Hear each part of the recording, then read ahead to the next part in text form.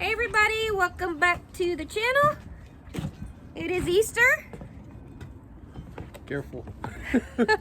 Happy Easter.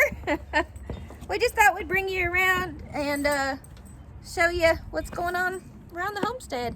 So we're gonna turn you around and Mike will start with our poor fig tree. Fig tree.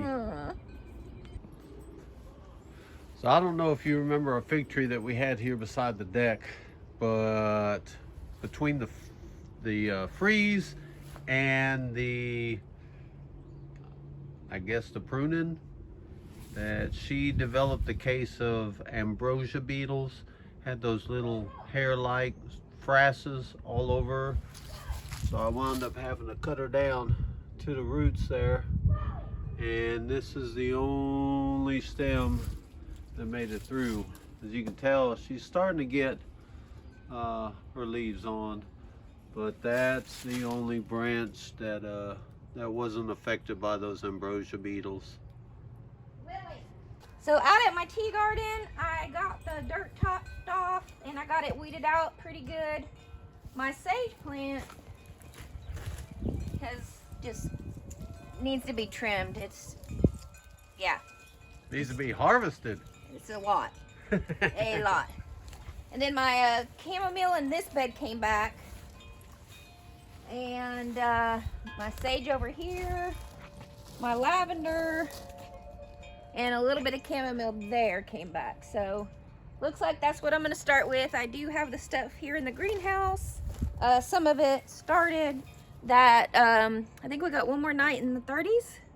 Yeah, tomorrow, no, tonight. Tonight, right? Yeah, 35. Okay, so after that, I will start putting some of my herbs out. So I have, yeah, my dill is definitely ready to go out. My cilantro, I think that's it for right now. I do have some calendula that's ready to go out too. So, and then the rest of this right here is all flowers, so I'm excited about that too. So, all right, you want to show them over here? So our tomatoes and our peppers, they're all doing good from the up potting, and with the shade cloth on, we're hanging right about 80 degrees during the daytime here. Yeah, we have really noticed a big difference of having that shade cloth compared to the last year, our first year with the greenhouse. Last year about this time, you know, it'd be 100, 110 in here Right. during the daytime with the sun. The fan would be going the whole time. The fan going, the door open, an extra fan, and yeah, so we've really noticed a good difference on that. Yeah. Our cuttings are doing really well. Now, I did notice, you can see on the blueberries, the little green veins where the meat of the leaf is a little bit lighter. I think that's because the pot and soil's not alkaline enough, so they're not getting all the nutrients they need. I need to figure out a way to get them transplanted in a growing pot with a lot more acidic soil for them to green up.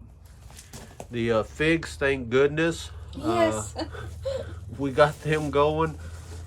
One of them's kind of slow. It just started. You'll notice right here.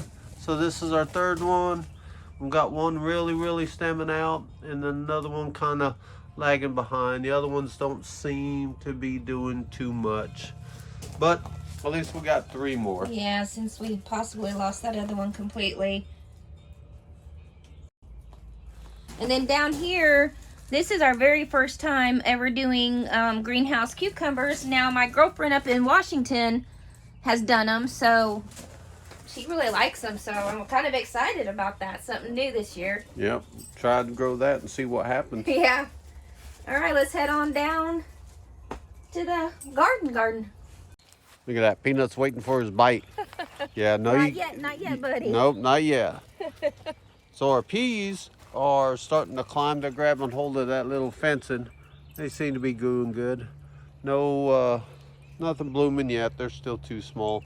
This one, however, is doing a little bit better than the one over there.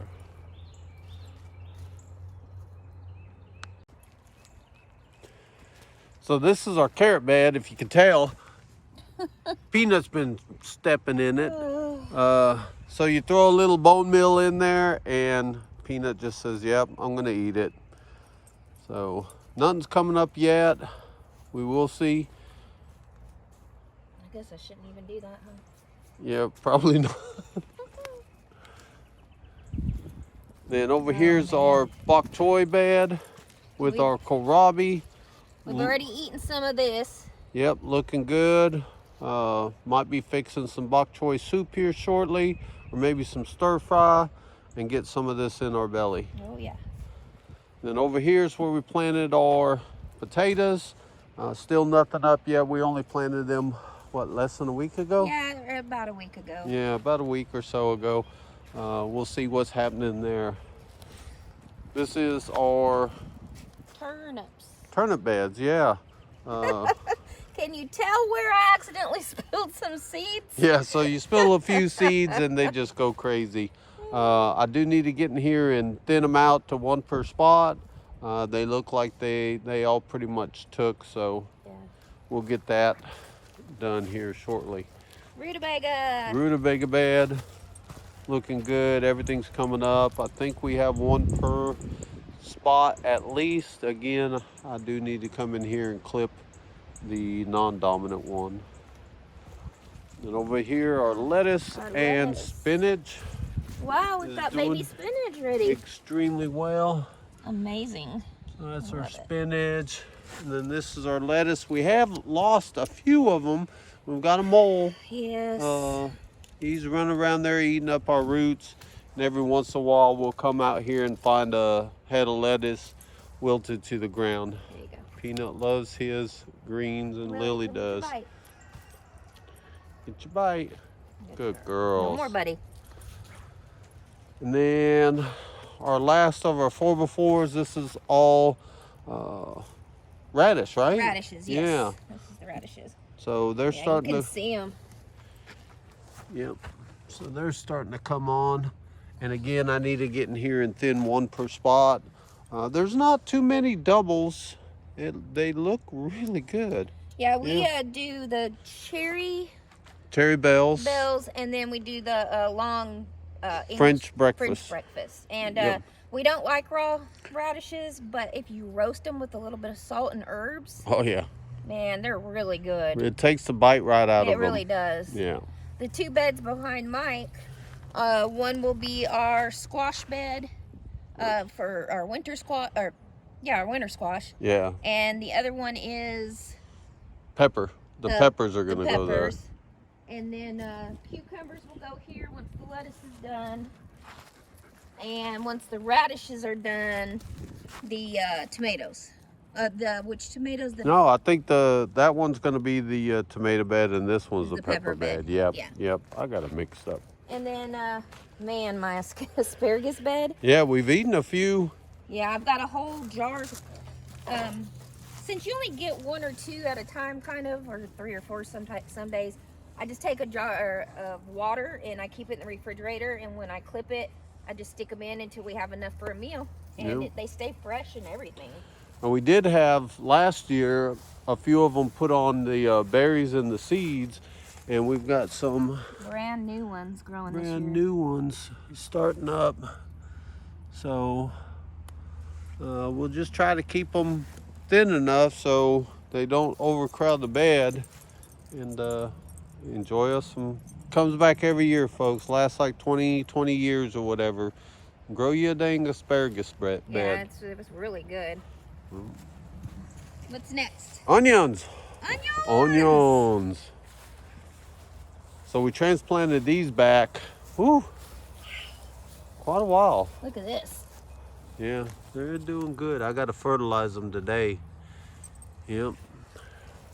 But it seemed like almost every single one of them took. We did lose a couple of them, but no biggie. And then we've got extra ones in here. Now, look at the garlic. We had, what was that big freeze that came through, the big polar vortex? Yeah, the polar vortex or whatever they call it. And everything went pretty much yellow. And then after that, it looks like all the cloves sprouted again. Yeah, it just broke the outer casing, and then all of them just sprouted up from the cloves. So I don't know what our garlic is going to look like this year, but it looks like it made cloves. It died, or the tops died or whatnot, and then it went back to sprouted through the stalk. Yeah, very interesting. The elephant garlic is looking pretty look good, at this though. one. Can you zoom in on this one right here? Yeah, let's see. Yeah. Look at that, guys. The thing is huge. Yep. So we should get, there's a double. I wonder if that one split too. I don't know. That's something from a tree. Yeah. Some of them did it. Almost all of our soft neck garlic did it. Yes. Don't know what it's going to look like, but you know, hey, we're still in the learning phases. And then this is our in-ground bed. We've got broccoli and cauliflower basically on the 2 first rows. Cabbage on the 3rd and 4th. Yeah, and some on, yeah. And then collards, kale, mustards. Nothing really happening here. They're not, can't call them huge or anything like that, but they were just transplanted a few weeks ago. The pea line is doing about the same as a raised bed, maybe just a little bit less. I think that raised bed has a little bit better soil to it. And then over here you can see on our cabbage, this is our first year ever trying to do the Napa cabbage. And almost every one of our Napa cabbages have just been ate up. Yeah, something really enjoys this Napa cabbage. Yeah, it's like, this is the just regular cabbage. Yeah, green cabbage. And then that's a purple, red cabbage. And those, as you can see, but these here are just getting tore up. Yeah. I put Sluggo in and everything, but... Yeah, I sprayed them down with BT in case there's any worms, cabbage loopers, or anything like that, but I don't know. Yeah. They might require a different type of bug control than what we're willing to do. Yeah, yeah. I mean, if anything, we'll just go with just the regular cabbage that we grew last time and be fine with it. But we do like to experiment, you know. Yeah. Every once in a while and put something new in. So we might be able to grow that in the greenhouse to keep it away from the bugs, you know. Yeah, so that might be something we might look into next year in order to get a couple heads of those. Yeah, yeah.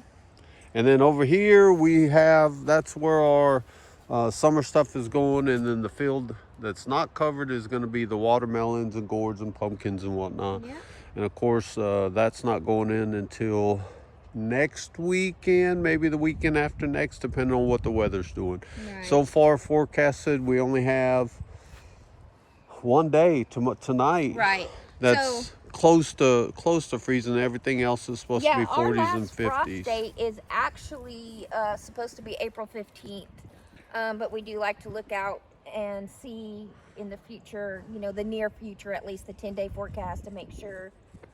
There's been times that we have had to run out here with frost blankets, and it is what it is. We've got tons of them. We're prepared for it if we have to. So we'll go from there. I think we're going to head on down to the creek. We've had some rain. Yep. So we were headed to the creek and totally forgot about our orchard. This is one of our plum trees that our friends in Washington sent to us. As you can see, they are alive. Yep, everything made it out of dormancy and went through that hard frost. This is the other plum tree. Over here is pears. This is, yes, pear. This is our Asian pear. Yes. Looks like she's doing good, getting some new growth on her. Yep. Yep, outstanding. This is our... This is the Bartlett pear, red Bartlett pear. And this thing actually put on blooms. Yeah. And I know she's way too young to be fruiting. Yep. I might wind up snipping all those off. I got to read up on it. But so far, so good. Our apples. Yep. Is this our Gala? Yeah, this is our Gala apple. And same thing, this one wound up putting on some buds. blooms. That's crazy. But something's eating their leaves too, babe. They need to be sprayed. Yep. I will. All right. And last but not least is our Macintosh apple. Look at that. Still got a bloom on Yeah, it. doing How pretty wonderful. that is. And he's just working on getting them trained out. Yeah. This is the better one that's formed. It was a thicker stem of it, so it had a little bit more substantial. It's probably a second year maybe tree. And then everything over there is like a first year whip, I believe. So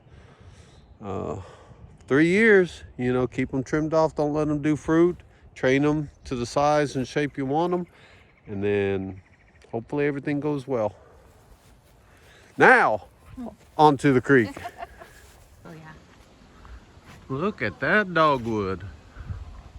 Beautiful. So we just got, what, 2 days, 2 inches, 2.5 inches of rain. Yes. We know the creek is gotta be up.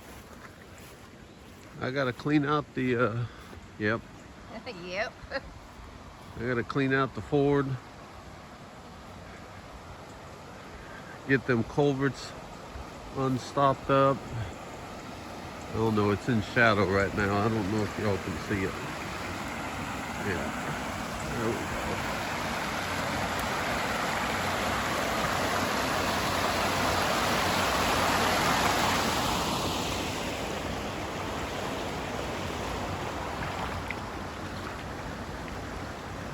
Yep, just a little full.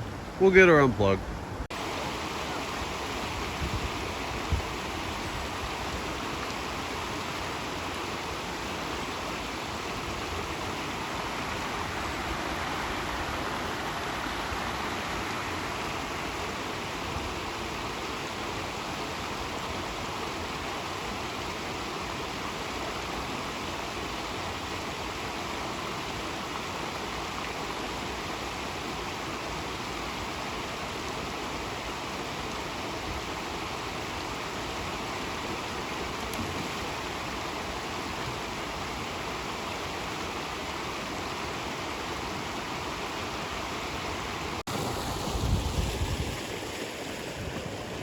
And away goes trouble down the drain. So we have 2 of our hams from the pigs we harvested this winter. Had them cured using a wet brine for, what, a week? And they are fixing to go in the smoker. Hams are on the smoker. Trying to maintain the temperature about 225. Right now the meat's at 50 degrees. Very, very thin smoke. So hopefully these bad boys turn out great. So the hams have been on there about 3.5 hours now. We're at 122, the highest one. Let's take a quick peek. Oh yeah, looking good. All right, so now we let them rest for a little bit. We're gonna put 1 in the freezer. Yes. And 1 for tomorrow. And you can see we just had to taste it. Yeah. And I'm telling you, that was the juiciest ham. And the flavor is so good. Yeah, very, very good. All right, our first cured ham done. Thanks again for joining us, everybody. And we wish you a very happy Easter. Happy Easter, everybody. And we'll see you next time.